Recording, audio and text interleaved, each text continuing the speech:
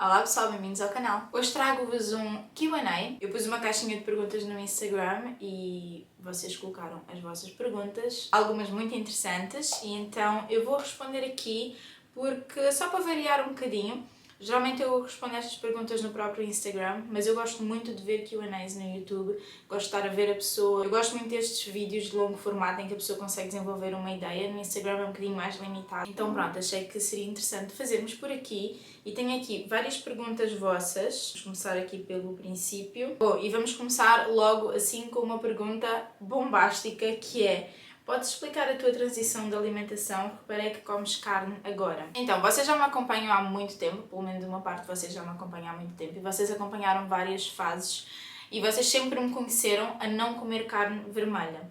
Então eu comia carnes brancas, peixes, etc, mas carne vermelha eu não como desde os meus 11 anos. Depois houve uma fase em que eu fui vegetariana, houve um ano em que eu fui 100% vegan, depois deixei de ser vegan, enfim, passei assim por várias fases diferentes e nos últimos meses, eu diria para aí nos últimos 6 meses, não sei precisar exatamente, eu voltei a comer carne vermelha ao fim de mais de uma década, quase 2 décadas depois. Eu não quero entrar em muito detalhe sobre este tema, só porque são questões muito pessoais e eu acho que cada pessoa sabe de si e ninguém deve criticar as escolhas das outras pessoas, muito menos no que toca à alimentação e à saúde da pessoa, porque todos nós estamos a fazer aquilo que achamos que é o melhor para nós, então acima de tudo nós temos que respeitar a escolha da outra pessoa, porque ela está a fazer o melhor que sabe por si. Porquê que eu voltei a comer carne vermelha? Eu deixei de comer aos 11 anos porque eu realmente não gostava de carne.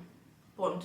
Não tinha nada a ver com sustentabilidade, os animais, quer dizer, tinha um bocadinho a ver com os animais também, mas eu não sabia nada de sustentabilidade na altura, etc. Eu deixei de comer carne porque eu não gostava de carne. E chegou uma fase em que, passado alguns anos depois de eu deixar de comer carne, em que eu pensei mesmo, eu nunca mais vou conseguir comer carne porque só de ver a carne metia-me nojo. E desculpem a expressão, mas metia-me nojo ver pessoas a comer carne. Olha, não sei, eu tenho a mesma coisa com os caracóis, por exemplo. Mas quando eu estava grávida do Léo, eu comecei a ter muita vontade de comer carne.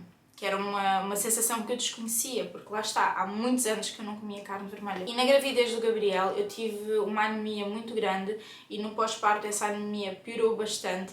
E eu não sei se pode ter a ver com isso, porque eu engravidei pouco tempo depois do Léo, uns 3 ou 4 meses depois. E durante a gravidez eu comecei a ter muita vontade de comer carne vermelha. Eu não sei se tem a ver com essa anemia, eu entretanto tratei a anemia com suplementação, não sei, pode ter disputado alguma coisa no meu corpo. Eu comecei a ter vontade de comer carne, mas eu não comi, porque lá está, eu tinha vontade, mas ao mesmo tempo eu não gostava de carne, portanto era uma coisa que eu nem sequer ponderava. Houve uma vez, quando eu estava grávida do Gabriel, quando eu estava muito mal da minha anemia, que a minha médica disse: Joana, vais comer um bife, só favor, só para vermos.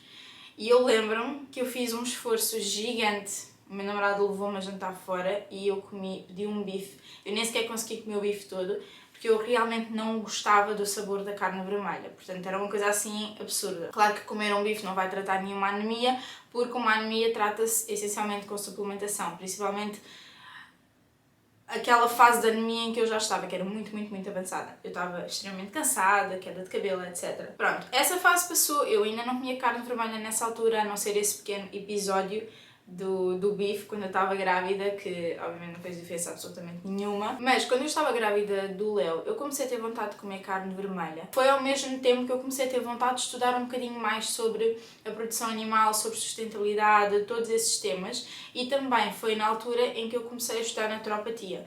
Portanto, foi assim um aglomerado de coisas e eu percebi várias coisas nessa altura. Eu percebi que muitos dos preconceitos que eu tinha sobre sustentabilidade estavam errados. Eu sou completamente contra a forma como se produz a carne animal, como se produzem os animais hoje em dia, as fábricas, tudo isso, acho isso tudo péssimo, sou completamente contra isso, mas hoje em dia eu não sou da opinião de que nós não devíamos comer carne. Eu sou da opinião de que nós devíamos ter uma dieta equilibrada e que a proteína animal faz parte da nossa alimentação desde sempre. Desde que o ser humano existe, que ele come carne. Eu comecei a questionar muitos dos valores que eu tinha em relação a isso e fui estudar. Ok, isto não foi só uma coisa que me desceu assim do céu. Eu fui estudar, muitas das coisas que nós achamos sobre sustentabilidade não estão certas, muitas coisas são adulteradas porque dá jeito para algumas marcas. E existe um grande boost agora de toda esta indústria da carne falsa e do leite falso e dos ovos falsos e não sei o quê, e obviamente que eles vão querer que nós consumamos os produtos deles, não é? Portanto, isto é um ciclo, é sempre sobre dinheiro, nunca é sobre a saúde do ser humano nem do planeta, por muito que nós achemos que estão preocupados com o planeta e estão preocupados com a saúde, não estão. É sobre dinheiro, malta, sempre. Portanto, é sempre importante nós vermos quem é que está por trás destes estudos e destas afirmações que são feitas. Então pronto, basicamente eu comecei a estudar sobre esses temas todos e comecei a utilizar um bocadinho o meu senso comum e eu comecei, aliado a isto tudo, lá está, a ter vontade de comer carne. Então eu experimentei uma vez carne, faço questão mesmo que seja a melhor qualidade possível, que seja uma carne de pasto, biológica de preferência, se for possível. Eu não apoio o tipo de produção animal em massa, não acho que nós devemos comer proteína animal assim, da forma como nós comemos, não sou a favor dos embutidos, da carne processada, enfim, todo este excesso de proteína animal que as pessoas consomem é muito errado.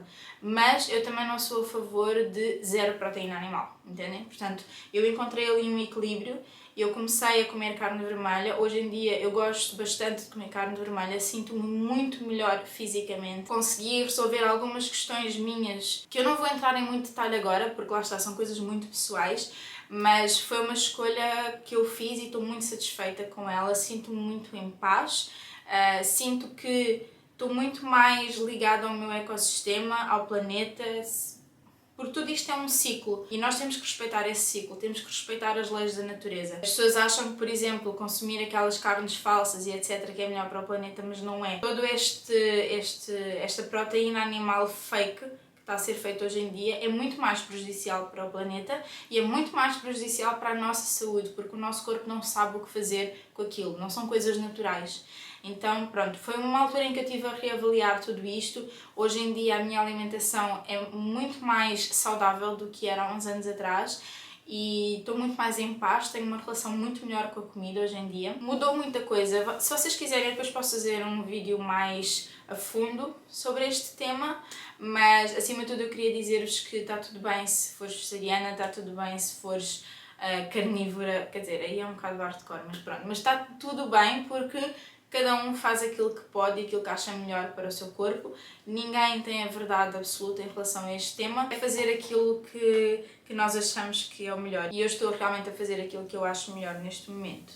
Não quer dizer que daqui a um ano seja diferente, ok? Moving on, só para isto não ser um tema só sobre isto, mas eu tive aqui 3 ou 4 pessoas que me perguntaram sobre essa questão da carne. A seguir, o Léo dá noites tranquilas. Então, malta, isto é um tema tenso para mim, porque eu sou uma pessoa que precisa muito de dormir. Eu já precisava muito de dormir antes de ser mãe. Eu, se não tinha as minhas 9 horas de sono, eu passava muito mal no dia a seguir. Eu não conseguia concentrar-me em nada, eu não conseguia fazer nada, eu ficava... Aliás, a minha questão com sair à noite, eu posso beber e fico bem no dia a seguir, se bem que eu nunca fui muito de beber, mas pronto, vocês entendem. O que me destrói é o não dormir, ou dormir tarde, ou dormir pouco, ou dormir mal, isso dá cabo do meu funcionamento. Então o primeiro ano do Léo foi muito tenso por causa da privação de sono.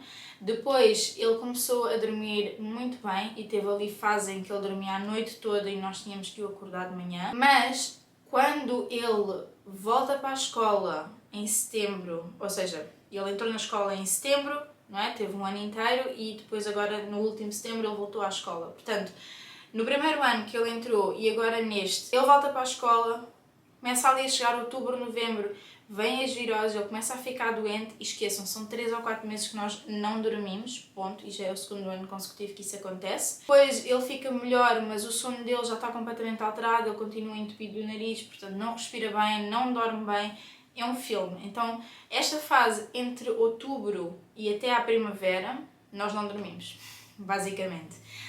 Por causa destas viroses e dele estar a respirar mal e termos que fazer medicação e etc. Então tem sido bastante tenso. Depois chega a primavera e o verão e é espetacular. Ele dorme a noite toda, tranquilo e pronto. É assim. faz parte.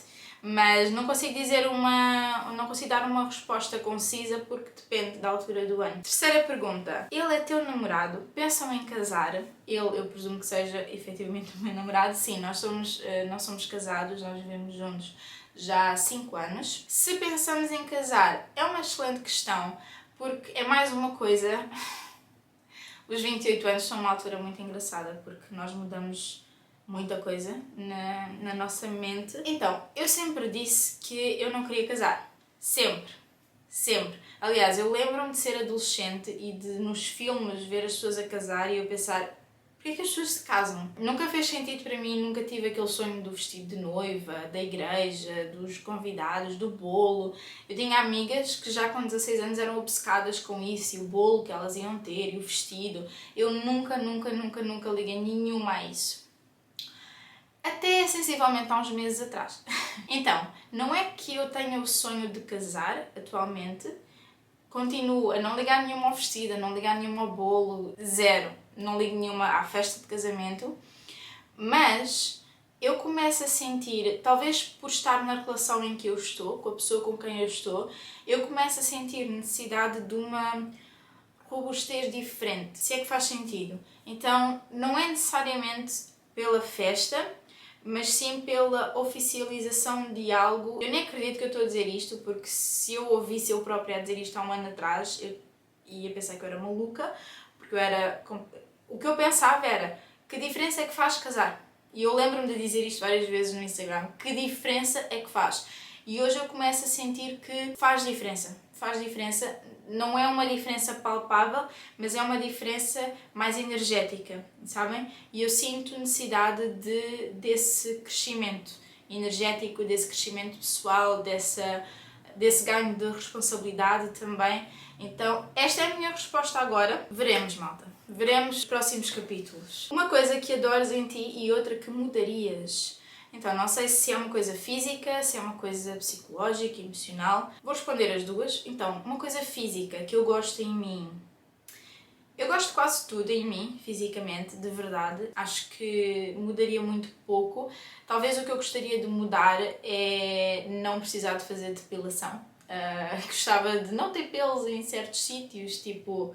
Enfim, realmente eu estou a fazer depilação a laser há muito tempo e isto nunca mais acaba, então talvez a mudar eu gostaria de mudar isso. Uma coisa que eu gosto em mim, eu gosto de muita coisa, eu gosto muito dos meus olhos, gosto muito do meu cabelo, gosto muito da minha boca, gosto muito do formato do meu corpo, gosto de quase tudo, basicamente. Gostava só de não ter pelos. A nível psicológico, uma coisa que eu gosto em mim, gosto de ser uma pessoa calma. Eu sou muito calma e sou muito...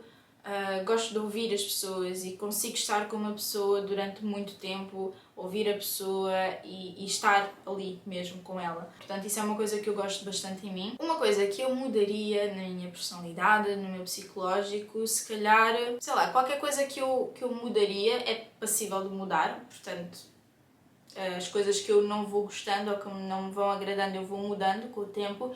Atualmente aquilo que eu estou mais a trabalhar para mudar é precisamente a minha sensação de responsabilidade. E talvez por estar a trabalhar isto venha esta necessidade também da relação de dar outro passo, mas eu sinto necessidade de ser uma pessoa muito mais responsável por mim.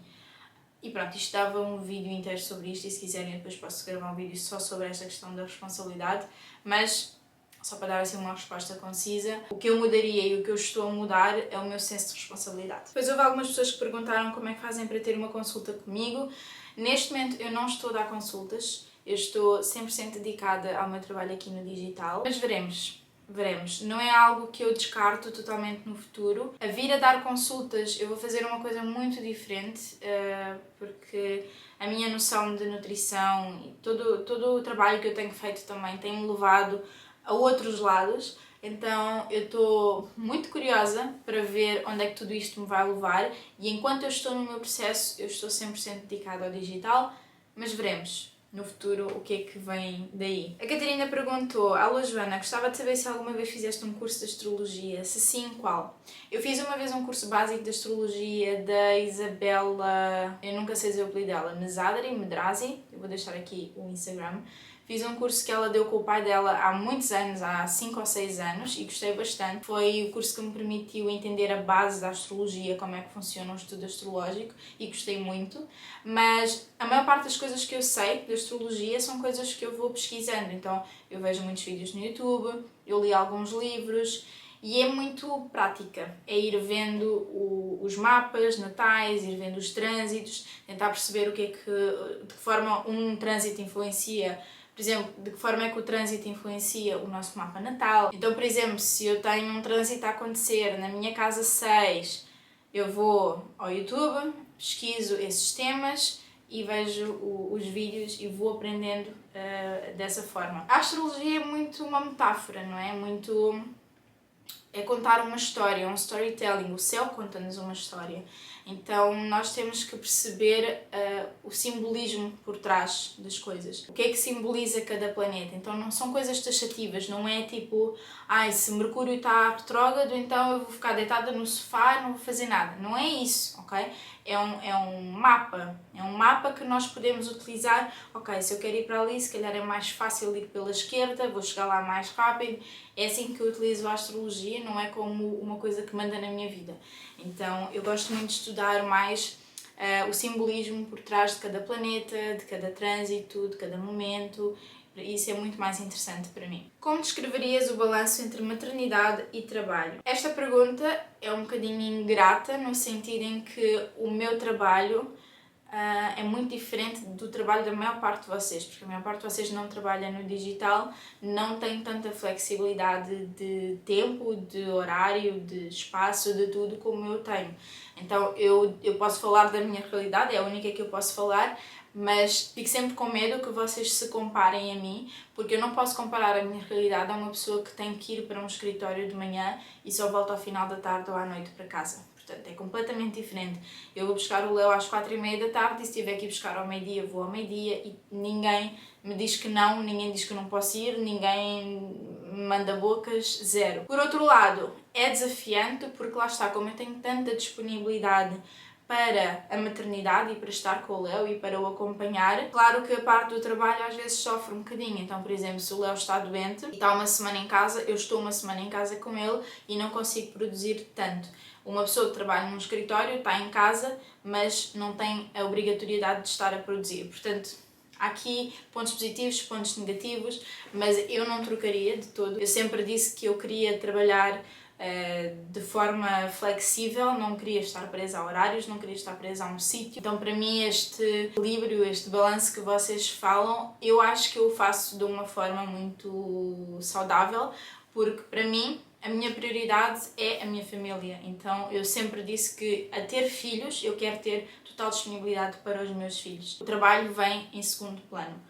Claro que tem que haver trabalho, né? Porque é o trabalho que paga as contas, mas eu acho que eu consigo ter esse equilíbrio muito bem feito. Se eu não trabalho de manhã, eu posso trabalhar à tarde, se não trabalho à tarde, posso trabalhar à noite, então eu consigo agilizar as coisas dessa forma, sendo que o Leo é sempre a minha prioridade. A Cláudia perguntou, colchão Emma One ou híbrido? Então, nós tivemos o colchão One primeiro e agora temos o híbrido, nós trocamos. Eu vou ser muito sincera, e eu estive a contar isto a alguém no Instagram no outro dia, que é, eu não sinto diferença nenhuma em nenhum colchão do planeta.